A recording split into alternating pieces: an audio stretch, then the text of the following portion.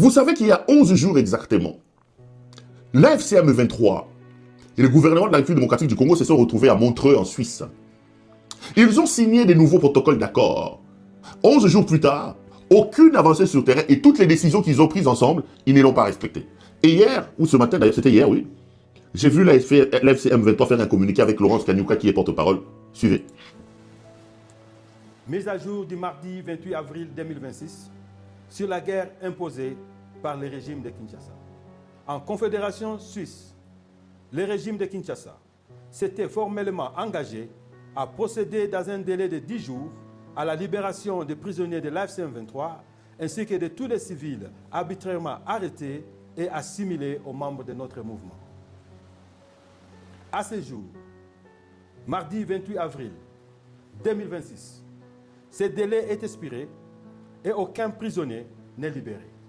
Pendant que l'AFC M23 poursuit la remise des milliers de prisonniers au CICR en vue de les transfert vers Kinshasa, le régime persiste dans une logique de sabotage systématique du processus de paix de Doha. L'AFC M23 rappelle également que le régime de Kinshasa a délibérément opté pour la guerre au détriment d'une résolution pacifique du conflit en cours. Le lundi 27 avril 2026, de 19h à 22h45, les forces coalisées du régime de Kinshasa ont mené des attaques simultanées à l'aide de drones de combat kamikazes contre les zones densément peuplées de Kalingi, Bindengu et Gankeke, faisant des blessés parmi les civils et causant d'importants dégâts aux habitations et aux biens des civils. Elle rappelle en outre l'incapacité persistante du régime de Kinshasa à assurer la sécurité des populations dans les zones sous son contrôle où l'insécurité et les massacres se poursuivent en toute impunité. Face à ces situations dramatiques, l'AFC M23 appelle le peuple congolais à se rassembler autour d'une vision commune de rupture visant à mettre fin à la mauvaise gouvernance, à la corruption, à la dictature, au discours de haine, ainsi qu'au massacre quotidien de nos compatriotes et de tourner définitivement la page de ce régime de prédation. Ça, c'est donc M. Laurence Kanyuka, qui est donc porte-parole de l'AFC M23. Donc, je disais que 11 jours après leur signature, après la signature en Suisse, je vous avais expliqué le contexte dans lequel ils se sont retrouvés. Ils devaient se retrouver à Doha, mais la situation de la guerre au Moyen-Orient, avec les bombardements de l'Iran qui a bombardé plusieurs bases militaires des États-Unis d'Amérique répandues dans la région là, n'a donc pas permis à ce que, sécuritairement parlant, que les deux parties puissent se retrouver là-bas. C'est comme ça qu'ils avaient décidé de déplacer le débat au niveau de Suisse. D'abord, c'était prévu à Genève et ils se sont retrouvés à Genève. Mais même pendant qu'ils étaient en train de discuter, si vous êtes des fervents téléspectateurs de cette émission, souvenez-vous qu'ici, j'avais dit que cette affaire va accoucher d'une souris. Il y en a qui m'ont dit que j'étais trop pessimiste, j'étais trop défaitiste, etc., etc. Mais maintenant, 11 jours après avoir signé, qu'est-ce qu'ils avaient décidé concrètement?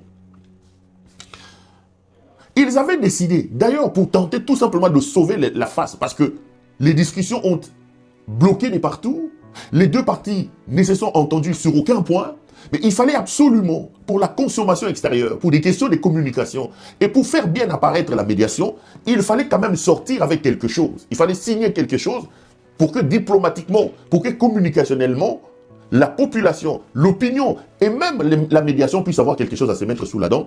C'est là qu'ils sont allés signer cet accord. C'est soi-disant accord ou protocole d'accord. Donc, l'engagement majeur qu'ils ont pris, les deux parties, c'était 1. La libération des prisonniers, et puis le 2, la confirmation du cessez-le-feu avec la mise en place d'une commission de surveillance. Donc, les partis devaient, chacun à ce qui le concerne, FC 3 personnes, Kinshasa 3 personnes, renforcer le mécanisme des suivis. Mais là aussi, je vous avais déjà alerté sur ces deux points qui, visiblement, devaient donner l'impression que les choses avançaient. Premier élément sur la question du cessez-le-feu.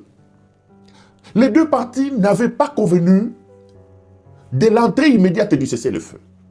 Ils ont dit qu'ils vont mettre en place le mécanisme de suivi de cet accord-là. Ils n'ont pas mis un délai pour le mécanisme de suivi du respect de cessez-le-feu. Ils n'ont pas élaboré le budget de cette affaire-là. Comment ça sera budgétisé. Ils n'ont même pas élaboré l'installation. Aucun plan sur l'installation, sur le financement, sur le fonctionnement, sur quoi que ce soit n'avait été décidé. Seulement parce qu'il fallait plaire, parce qu'il fallait donner l'impression qu'on avance, ils ont apposé leur signature en évoquant le fait qu'ils vont faire un cessez-le-feu. Premier élément. Deuxième élément, sur la question des libérations des prisonniers. Il a été convenu que chaque parti puisse donner la liste de ses prisonniers. Je sais que pour la première partie, l'AFCM 23 a donné 316 ou 320 personnes. Et le gouvernement a parlé aussi d'une centaine de personnes qui devaient donc libérer. Et sur ces deuxièmes points-là, ils avaient donc un délai de 10 jours pour la libération de ces prisonniers. Aujourd'hui, nous sommes au 12e jour. Aucun prisonnier n'a été libéré par Kinshasa. Aucun prisonnier n'a été libéré. Sur la question des libérations des prisonniers, si nous devons être honnêtes, il faut reconnaître que l'AFCM 23 a déjà fait des grands pas dans ce domaine-là, parce que l'AFCM 23 a libéré des milliers de militaires, etc., a remis énormément de prisonniers capturés lors des combats par ses soins au comité de CICR, et les gens ont été libérés. Mais les 300 qu'ils ont déposés pour une première libération, qui devait intervenir 10 jours après, là nous sommes au 2e jour, plus personne n'en parle. Plus personne n'en parle. La manœuvre, la machine est donc bloquée. Et le responsable de ces blocages-là, c'est M. Tshisekedi. Parce que c'est donc lui qui devait enclencher. C'est le gouvernement de Kinshasa qui devait enclencher. Les informations à notre possession indiquent que Kinshasa tergiverse sur le respect de cet accord, sur le nom des personnes qu'il faut donner. Les amis, ne rêvons pas.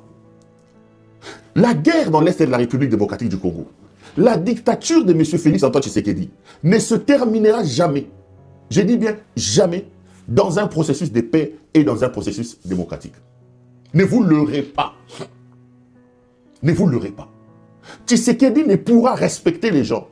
Tshisekedi ne pourra respecter le texte, respecter ce peuple, respecter ce pays, seulement si on arrive à le bouter dehors par la force.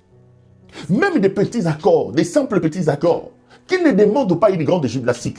Il suffit qu'ils disent, bon, il y a 300 personnes, commencez par libérer ça. Ces hommes-là seront libérés. Tshisekedi est incapable de respecter ça. Ce n'est pas un homme d'État. Quand je l'ai dit ici, les gens disent que je fais de la fatiphobie.